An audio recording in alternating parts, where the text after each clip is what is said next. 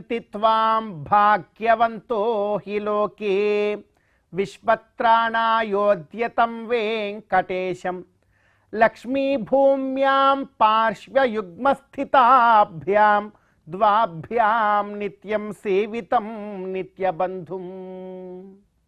అత్యంత పవిత్రమైనటువంటి ఈ మార్గశిర మాసంలో శుభోదయ వేళలో దేవదేవుడైనటువంటి శ్రీమన్నారాయణుణ్ణి, కలియుగ ప్రత్యక్ష దైవమైనటువంటి శ్రీ వెంకటేశ్వర స్వామి వారిని పరిపరి విధాలుగా శరణాగతి చేస్తూ ఉత్తమమైన ఈ మార్గశిర మాస శుభోదయ సమయాన్ని మనం చరితార్థం చేసుకుంటూ ఉన్నాం. ఎంతో గొప్పగా భగవంతుడు ప్రతి మాసంలోనూ కూడా ఒక్కొక్క నామాన్ని ధరించి మనల్ని అనుగ్రహిస్తూ ఉన్నాడు. ఈ మాసంలో మనకే కష్టము కలిగినా కూడా ఆ కష్టాన్ని పోగొట్టేటువంటి ఆ గోవిందుడు సంకర్షణ నామధారిగా మనలందరినీ కూడా అనుగ్రహిస్తాడు. మాసానాం మార్గశీర్షోహం అంటారు కదా, చాలా గొప్పది ఈ మార్గశిర మాసం. అందుకే ఈ మార్గశిర మాసంలో ముక్తిని కలిగించేటువంటి ఒకానొక స్థితి ఉన్నది అంటారు పెద్దలు. కనుక ఈ మాసంలో మనందరి ప్రధాన కర్తవ్యం అంటూ ఏదైనా ఉంటే ఒక్కసారైనా తిరుమల క్షేత్రానికి చేరుకొని గోవిందుని దర్శించుకోవడమే. అందుకే అంటున్నాం, పశ్యంతి త్వాం భాగ్యవంతో హి లోకే. ఈ లోకంలో తిరుమల దివ్య క్షేత్రానికి చేరుకోవడం అంటే సామాన్యమైనటువంటి విషయం కాదు. ఆయన్ని దర్శించడం అంటే అది మహాభాగ్యమే. భాగ్యము ఉన్నవాడు మాత్రమే అక్కడికి చేరుకోగలడు, ఆయన్ని దర్శించుకోగలడు.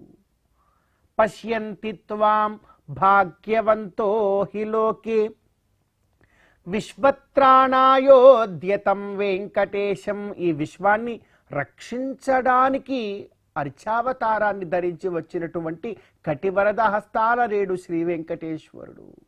ఆయన్ని దర్శించడం అంటే సామాన్యం కాదు. ఇంకా లక్ష్మీ భూమ్యాం పార్శ్వయుగ్మస్థితాభ్యాం. ఎప్పుడు చూసినా వెంకటేశ్వరుడు ఒంటరిగా ఉండడు.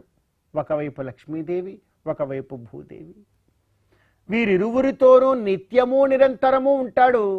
లక్ష్మీదేవిని చూస్తూ ఉంటే సూక్ష్మ చిదచిద్ విశిష్ట తత్వం, భూదేవితో చూస్తూ ఉంటే స్థూల చిదచిద్ విశిష్ట తత్వం. ఈ సూక్ష్మ చిదచిద్ విశిష్టుడు, ఈ స్థూల చిదచిద్ విశిష్టుడు రెండు ఒక్కడే అనేటువంటి విశిష్టాద్వైత తత్వము నిత్యము నిరంతరము కూడా గోవిందుడి యొక్క దర్శనంలో మనకు అనుగ్రహింపబడుతూ ఉంటుంది.